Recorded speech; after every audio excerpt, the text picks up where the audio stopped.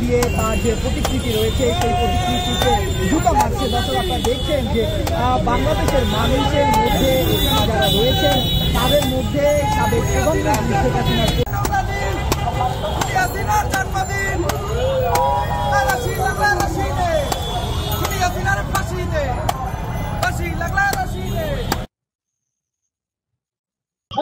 হাসিনার সামনে চলে আসেন। আমরা হচ্ছে আমাদের কয়েকটা সুনির্দিষ্ট দাবি দেওয়া আছে, এগুলো ঘোষণা করে আমাদের প্রোগ্রাম ছিল মূলত ফেসিবাদ ফ্যাসিস্ট জন্মদিন উপলক্ষে তার ছবিতে গণজোতা নিক্ষেপ কর্মসূচি। এই কর্মসূচির পেছনে কিছু এবং আমরা দেখতে পেয়েছি হচ্ছে আমাদের জনগণ হচ্ছে ছাত্ররা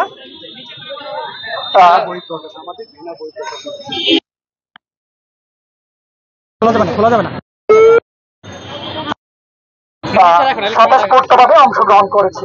আমাদের আছে এই দাবি দেওয়াগুলো হচ্ছে খুনি হাসিনাকে দেশে ফিরিয়ে এনে যথাযথ বিচারিক প্রক্রিয়ার মুখোমুখি করে শাস্তির আওতায় শাস্তি প্রদান করা হবে। তারপর অতীতের দোসরেরা আমাদের জনমানুষ থেকে খুনি হাসিনা ও তার যে লেসপেন্সাররা ছিল তাদের স্মৃতি মুছে ফেলার চেষ্টা করছে এবং হচ্ছে বিভিন্ন জায়গাতে পেশিদারদের দোসরদের পদায়ন করা হচ্ছে। আমি কর্মসূচির মাধ্যমে স্পষ্ট জানিয়ে দিতে চাই কোনোভাবে পেশিদারদের দোসর নেওয়া হবে না।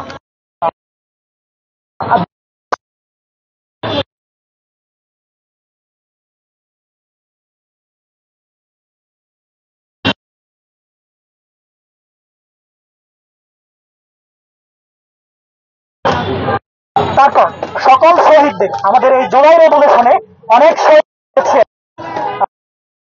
তাদের রাষ্ট্রীয় স্বীকৃতির ব্যবস্থা হবে এবং হচ্ছে যারা আহত আছেন তাদের হচ্ছে পুনর্বাসনের ব্যবস্থা করতে হবে। আমরা দেখেছি আওয়ামী লীগের ইতিহাসের সাথে বারবার ফেসিবাদ কায়েম জিনিসটা জড়িত আছে। এরা ৭৫ বাকশালের মাধ্যমে ফেসিবাদ কায়েম করেছে, 15 বছর, এই 15 বছরে হচ্ছে ফেসিবাদ কায়েম করেছে। এই কারণে একটা গণতান্ত্রিক দেশে যেহেতু একটা দল দুইবার ফেসিবাদ সাথে জড়িত এবং জুলাই রেভলিউশন জড়িত, এই কারণে এই দল আদৌ রাজনীতি করা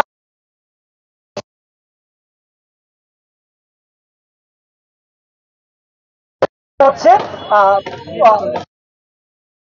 নির্বাচন করতে পারবে না, তাদের হচ্ছে নির্বাচনে অংশগ্রহণের সুযোগ বাতিল করতে হবে এবং যে 3টা নির্বাচন হয়েছিল এইগুলোকে হচ্ছে বাতিল করতে হবে। Thank you.